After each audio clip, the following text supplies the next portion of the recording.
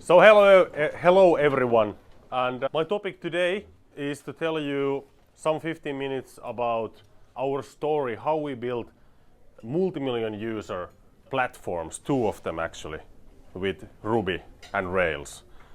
And I think it's an interesting story. So I didn't prepare any kind of slides because they would not support this story. It is so convoluted and crazy, to be honest.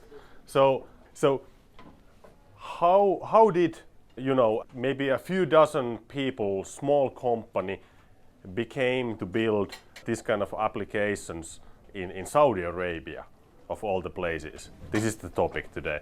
So in 1998, we had a small company called NXME who had penetrated the Saudi Arabian market and actually pushed the button to set up the internet in Saudi Arabia.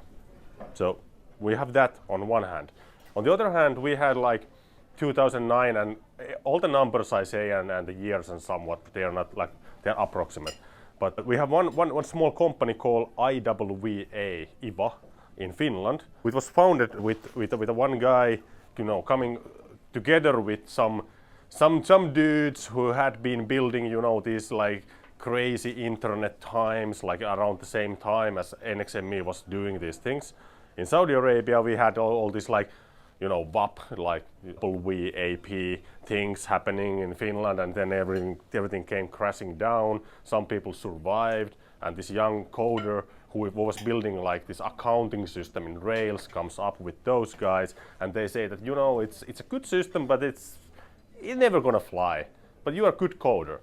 So this guy ends up in Thailand, in Khon Kaen, to hire talented young people in the northern Thailand to build systems with Ruby on Rails, just to sell stuff in Finland. So that's IWA. So we have two companies, NXME, we have IWA.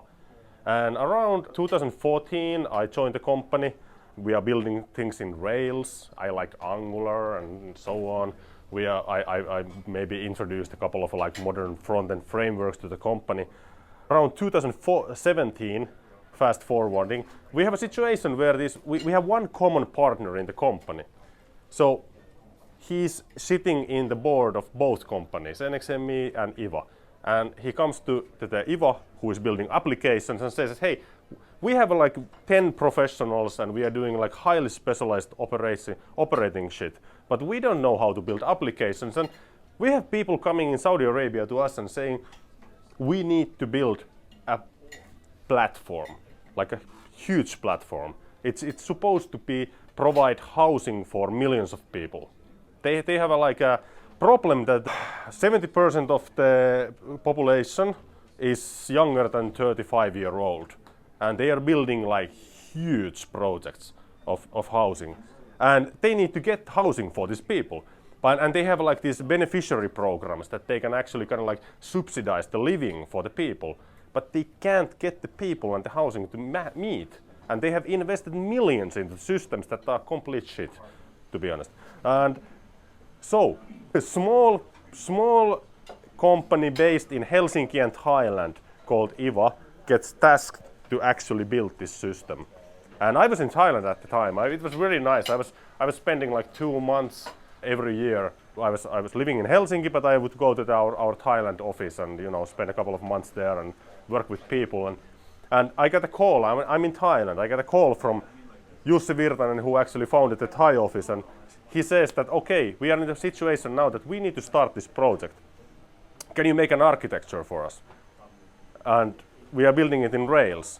So I don't know, we need to build like a huge system. It's like not computing in my head really, but I had actually been playing around with this like GraphQL thing, and I was thinking that maybe we do this like generic module, and we set up like a database and this GraphQL CRUD module and multiple of these. This is one way to scale the system, and then we have like an API layer there.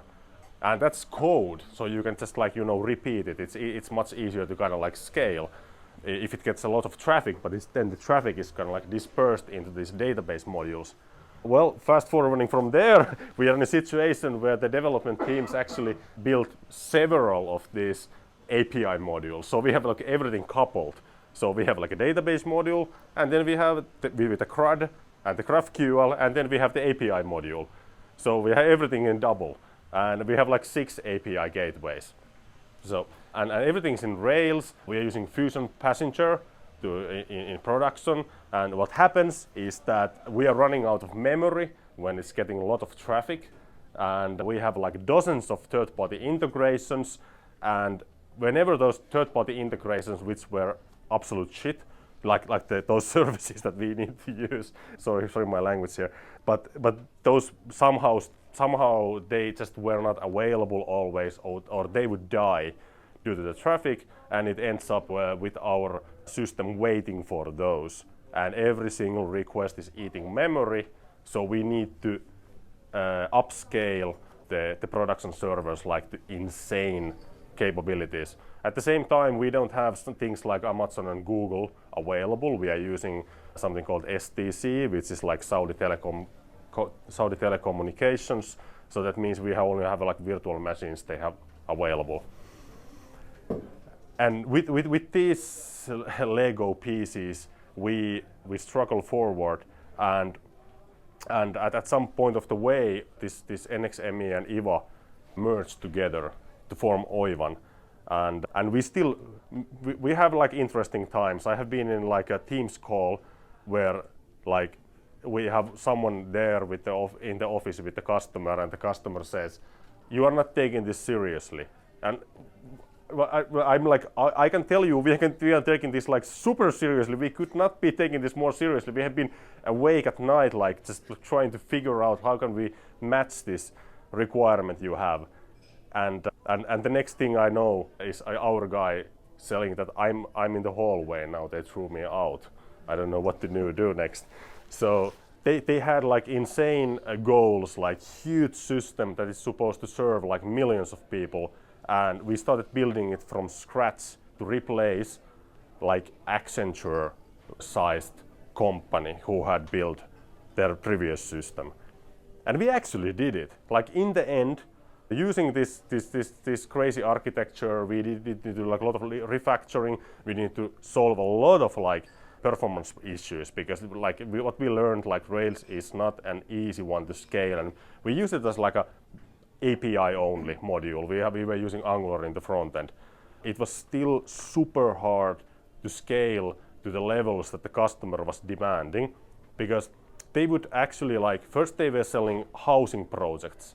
So you can go there and you can pick a house, you can see pictures, and okay, this is my new home. I can click there. After they fill in a application process that gives them the subsidy rights to get like a free loan.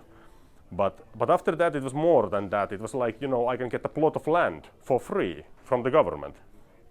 So when they release like a really desirable plot of land, 600 plots of land would go in like 30 seconds. And they would send a text message to the people that here's a link, click this, get your free land. 100,000 people getting the text message at the same time, and they all clicked the link. So it is like a DDoSing their own system. So we have been using some other languages as well. We have been using like Golang, and especially with the integration, so we can actually scale up the performance in critical parts of the system. But still today, after 5 years, we still have everything in Ruby, mostly. Along the way, because they liked us so much, we also got the rental platform. So that's rental houses. That's like 4 million rental contracts that they need to manage in one system. And also that one we started to build in Rails, but this time we were smart. Let's not go to the microservices approach right away. Let's build a monolith, and then we can, split it apart. It's not so easy. It was 3 years, and it was like a huge monolith, and it was impossible to split it apart. So what happens is that we actually build our own framework around Ruby, and this is something that we have been thinking about releasing at some point.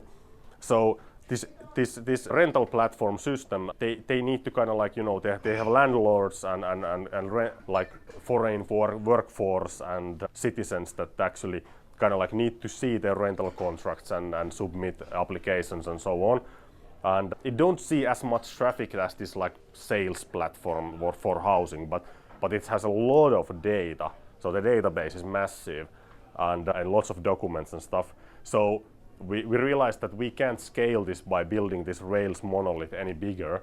So what we did, we had like one brilliant architect guy actually to build kind of a framework for microservices where he abstracted away this one monolith, and then we are able to build like microservices using any language, and there is just like a communication bus that's like event driven. I think it's based on Kafka in the end, like as like a task manager. But this is very interesting, and this is not very old. It's maybe a year old, but getting it to production and actually doing things with it, it's been taking some time, but it's very interesting. But still, it's based on Ruby, and we have so many Ruby developers now. So when we started, we were maybe like, you know, NXME 10 people, Oivan maybe 40 people. We have 2,040 something employees at Oivan right now, and this is still our biggest customer because these two platforms, they just keep growing. They want to add all kinds of housing services and things to it. We are still hiring a lot of Ruby developers. If you're interested, this has been an amazing journey. And what at the same time, we also look at the other languages, and we are kind of like, you know, incorporating these microservices into everything we do. So it's possible for people to kind of like keep learning while they build these things and use other technologies as well. So, and about Oivan, we currently have like, we expanded to Vietnam at some point. We have 2 offices in Thailand, 2 offices in Vietnam, and we have one. Historically, we have Dubai office because it was the only way to kind of like operate in Thailand, but now we have like our own office in Riyadh. And to answer the question that everyone is probably thinking, that Saudi Arabia, this must be like a horrible country or something because of everything you have ever read in the media, but seriously, there's like normal people there, and the country, they have been opening up. They have tourist visas, they have, you know, ladies working with us. We have been hiring lots of like Saudi women in the country who are now like they can drive the car and they can come to the work, and there is no now like religious police stuff or anything like that anymore. That's like all in the past. So they have music festivals. They are building like this Neom city with like bars and stuff. So it's very different what it used to be, and at Oivan we have always kind of like draw the line that we only do what is good for the people.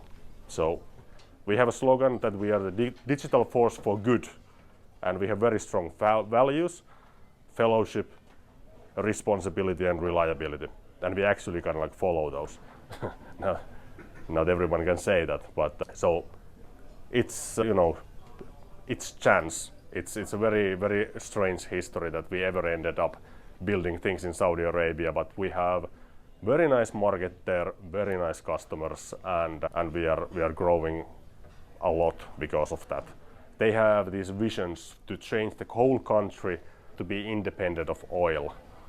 So they want to be tourist friendly, they want to be digital, you know, almost like to be forward going, like in a digital level. So they want to have like e-government services beyond what we have in Europe. So you might be surprised how advanced some of those things are there. And we are part of building that, really. So that's still like, you know, Rails and Ruby, it's not like mainstream in many places, but you might be surprised like what we are building with that technology still. So that's all from me. Yeah.